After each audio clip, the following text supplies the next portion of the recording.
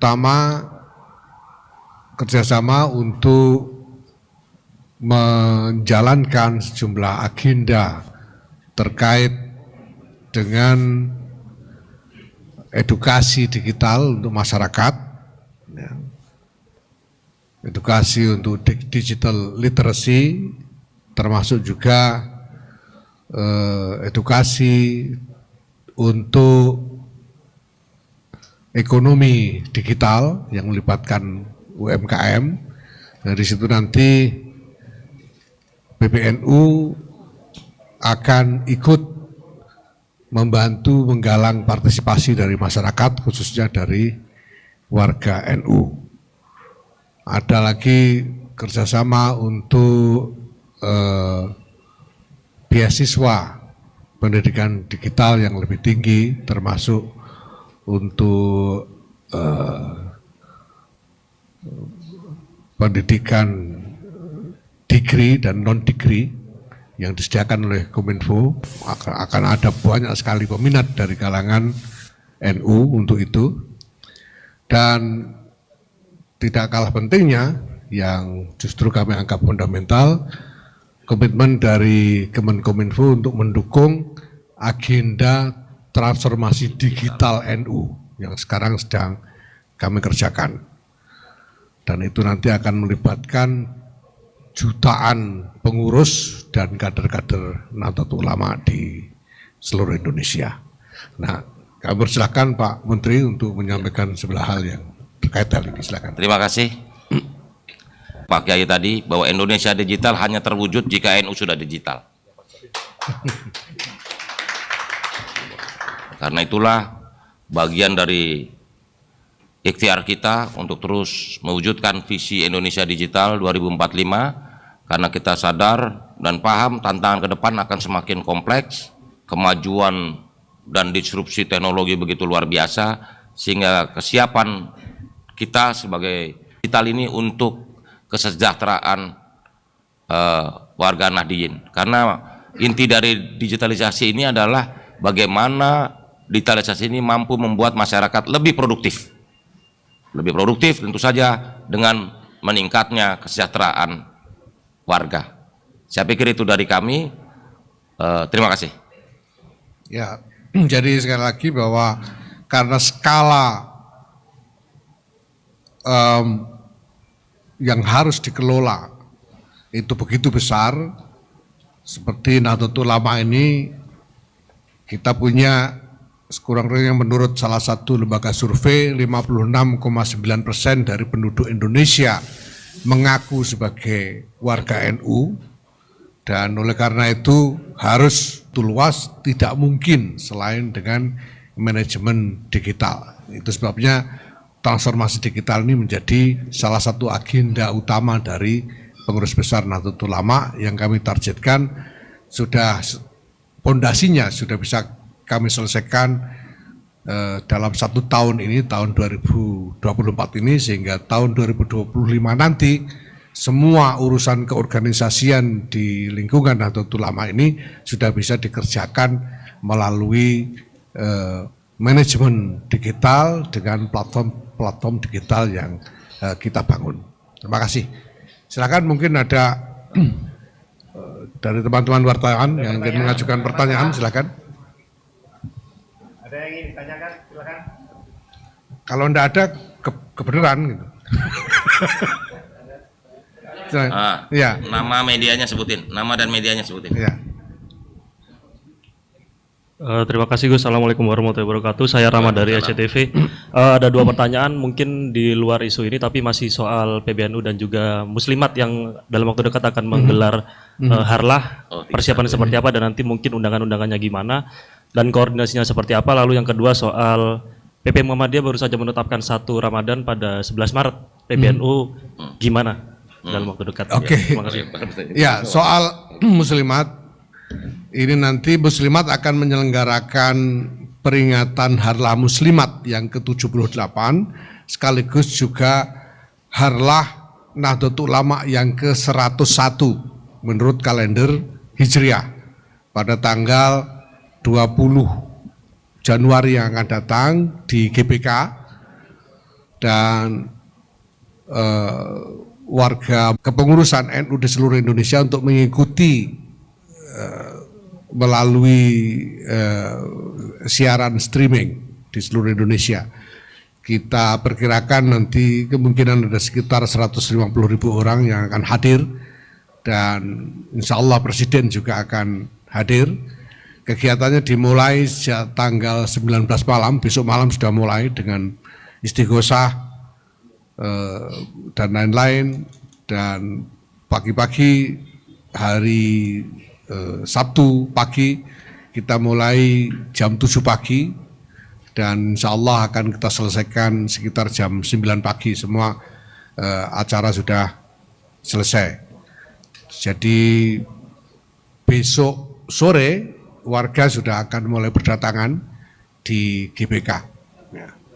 Nah, detailnya tentu saja nanti harus ditanyakan kepada muslimat, karena muslimat yang akan menuan rumai kegiatan itu. Tapi saya sendiri akan hadir sebagai ketua umum dan Rois Am juga akan hadir, Kiai Miftahul Ahyar, karena ini memang nanti didedikasikan sebagai acara peringatan harlah ke-78 Muslimat Nahdlatul Ulama sekaligus peringatan harlah ke-101 Nahdlatul Ulama, insya Allah. Ya. Dan kemudian mengenai apa satunya lagi, mengenai puasa ya silakan Muhammadiyah mengumumkan 11 Maret, tapi Nahdlatul Ulama jelas baru bisa mengumumkan awal Ramadan itu setelah melihat hilal pada saatnya nanti. Ya. Pada saatnya nanti, sebagaimana biasa, Nahdlatul Ulama akan mengirim sejumlah tim untuk memantau hilal, memantau bulan pada awal, ya, memantau terbitnya bulan pada awal bulan. Dan kalau memang sudah terbit akan segera diumumkan sebagai awal Ramadan sebagaimana biasa. Ya. Karena Nahdlatul Ulama menetapkan permulaan bulan berdasarkan ru'yatul hilal, tidak berdasarkan hisab. Nah, itu aja. Ya. Silakan. Ambil itu. Enggak aja berdiri. Mic-nya. Pakai mic aja. Assalamualaikum, nama saya Ajeng Putri dari Nusantara TV. Mungkin Pak, pertanyaan saya ini di luar agenda hari ini, tidak apa-apa ya Pak? Boleh. Oke. Kamu aja deh. Boleh. Saya mau minta tanggapan Bapak terkait Ibu Khofifah yang mendeklarasikan diri sebagai tim kampanye salah satu paslon ya Pak. Bagaimana tanggapan Bapak dari PBNU? Kemudian ada satu pertanyaan untuk Bapak Budi Pak, terkait update persebaran isu hoax menjelang pemilu. Oke Pak. Oke, Terima kasih. Baik, soal Bu Khofifah, kalau memang dia sudah secara resmi terdaftar sebagai juru kampanye atau terdaftar di dalam tim apa namanya itu TKN, di dalam TKN, tim kampanye nasional. Kalau sudah terdaftar resmi maka dia harus nonaktif dari jabatannya sebagai ketua umum Muslimat NU, karena Nahdlatul Ulama sudah menetapkan parameter dalam hal ini, yaitu bahwa pengurus-pengurus di lingkungan PBNU yang terlibat secara resmi di dalam tim kampanye pemilihan presiden harus nonaktif dari jabatannya sampai akhir dari proses pilpres itu sendiri. Sudah ada sejumlah personil PBNU yang sudah nonaktif, dan ini termasuk nanti juga ketua-ketua badan-badan otonom di lingkungan PBNU, Muslimat, Ansor, Fatayat, Ibnu PBNU dan lain-lain, apabila masuk sebagai secara resmi di dalam tim kampanye nasional itu, dia harus nonaktif dari jabatannya. Sedangkan mereka yang menjadi calon dalam pemilu legislatif kalau mereka ini adalah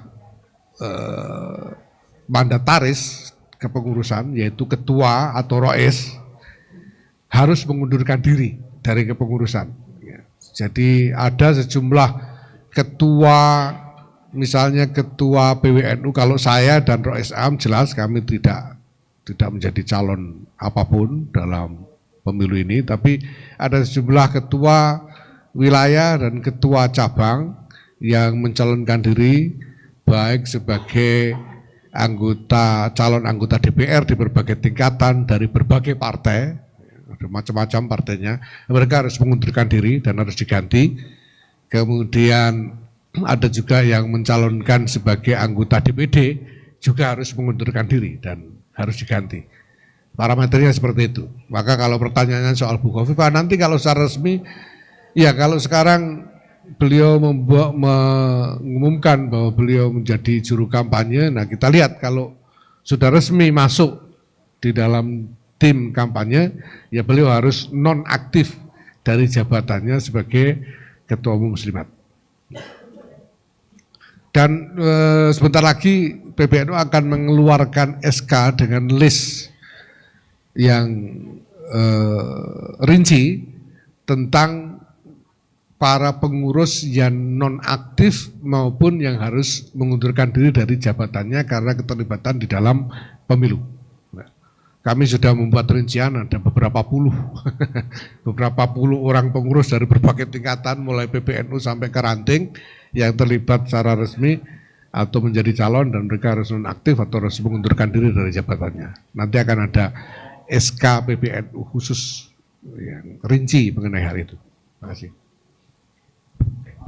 Baik Pak, terima kasih. Ya, soal hoax, dibanding tahun 2019 memang terjadi penurunan yang signifikan soal hoax, terutama di tahun 2023, akhir 2023 dan 2024. Memang dalam sebulan ke depan ini terjadi peningkatan, tetapi saya sebagai Menkominfo sudah tegas bahwa hoax akan kami selesaikan secara adat, dalam hal ini adat digital.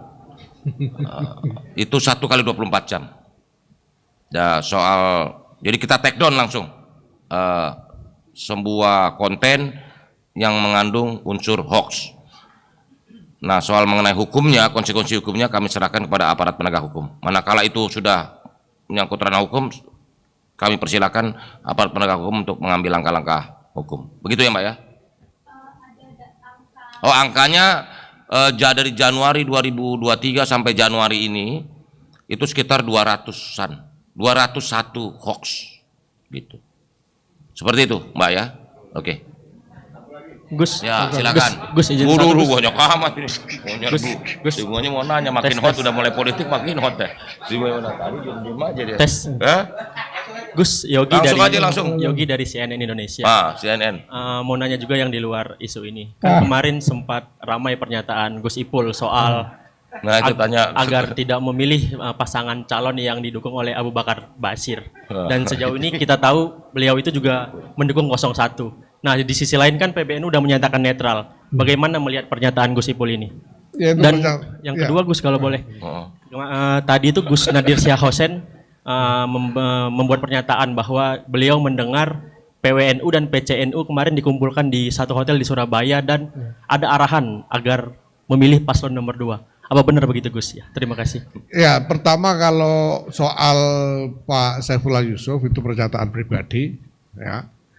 Ya walaupun saya bisa misalnya ya orang bisa setuju tidak setuju, saya boleh saja setuju dengan pernyataan itu, tapi itu pernyataan pribadi, ya. Jadi bukan pernyataan atas nama lembaga, tapi pernyataan pribadi, ya. Silakan saja. Nah kemudian kalau yang dinyatakan Pak Nadir saya itu saya kira prasangka saja ya, karena tidak ada ya tidak ada kenyataannya dan tidak ada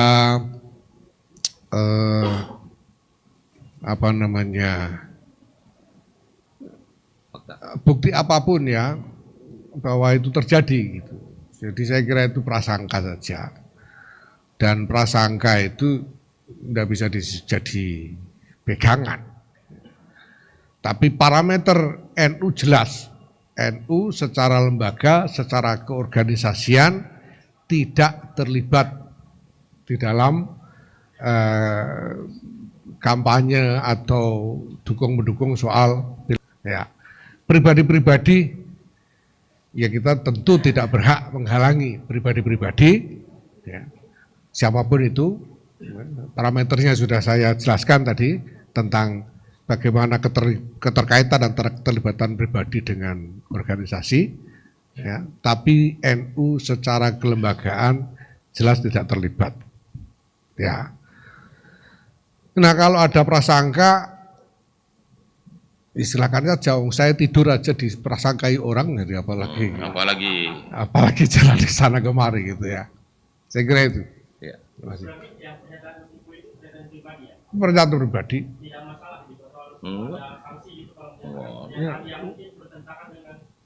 Ya pernyataan pribadi kok. Pernyataan pribadi silakan aja. Semua orang bisa membuat pernyataan pribadi. Gitu. Jadi yang lain-lain yang membuat pernyataan yang berbeda dengan itu juga tidak masalah, namanya pernyataan pribadi, ya, tidak masalah. Walaupun ya apa namanya isinya mungkin mewakili ya, aspirasi banyak warga NU, tapi pribadi gitu, lembaga-lembaga, gitu, ya. Makanya kita tidak mempersoalkan kok orang mau mendukung ini, mendukung itu silakan saja, tapi tidak melibatkan lembaga, tidak mengatasnamakan lembaga. Ya.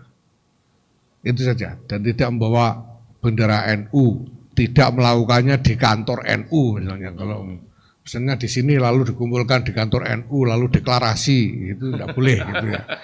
Tidak boleh. Tapi pribadi ya kita tidak menghalangi. Gitu. Masih. Gus, izin pertanyaan untuk Pak Budi satu lagi soal ini Pak, kan kemarin lagi rame soal kasus korupsi SAP yang juga diduga mengalir ke Baktikominfo. Nah itu follow up-nya gimana dan tanggapannya seperti apa? Begini, itu kan peristiwa tahun 2012 sampai 2015 ya? 2015 sampai 2018, dan itu peristiwa udah lama. Dan kebetulan di rootnya itu Pak Aji itu sudah almarhum. Begitu. Ini kan sebenarnya udahlah, kalau saya mau bicara, ini kan persaingan antar korporasi internasional. Toh sebenarnya angkanya juga mohon maaf tidak terlalu signifikan. Kalau bicara cuma 12 miliar apa di proyek 12 miliar di namanya masih BP3TI. Sebelum namanya belum Bakti, namanya masih BP3TI gitu. Tapi kalau memang ada masalah hukum dan lain-lain silakan aja aparat penegak hukum, nggak ada masalah. Tapi menurut saya ini skalanya terlalu kecil dan terlalu nggak terlalu urgent juga gitu. Oh nanti saya sudah minta Irjen untuk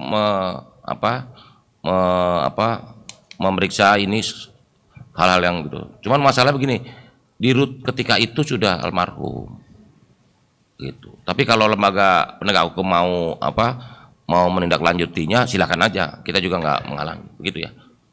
Pak, terakhir Pak soal pemilu damai Pak.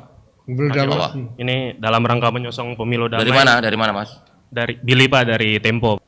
Ini dalam rangka menyongsong pemilu damai, mitigasi apa nih Pak yang bisa dilakukan publik sebagai pengguna medsos?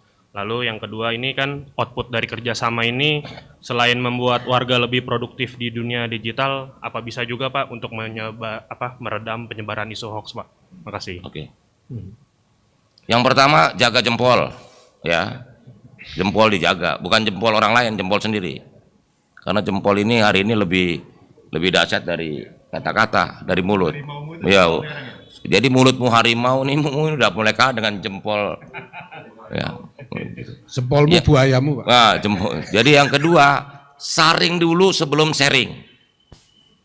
Jadi kita lihat dulu nih berita bener nggak? Kalau nggak bener nggak usah disebar-sebarin, gitu. Kan ada di Kominfo ada cek data, ada cek konten dan lain-lain, gitu loh. Ya. Yang ketiga, hoax ini atau berita palsu ini memang menjadi tren dan musuh ruang digital kita semua. Karena itu kita harus menghimbau kepada masyarakat untuk sama-sama menjaga ruang digital kita supaya sehat dan bijak gitu. Karena pemilu damai ini salah satu indikatornya adalah sangat sedikitnya hoax yang muncul. Dan trennya menurut saya menurun dibanding periode 2019 yang lalu. Bisa dirasakan kan oleh teman-teman sekalian. Sekarang kan paling nggak hoaxnya lebih sedikit gitu loh. Karena bukan apa-apa, sebelum beredar juga kita udah take down. Ya, begitu ya. Saya pikir udah. Ya. Selamat siang, Gus. Tutup. Terima kasih. Terima kasih. Assalamualaikum warahmatullahi wabarakatuh.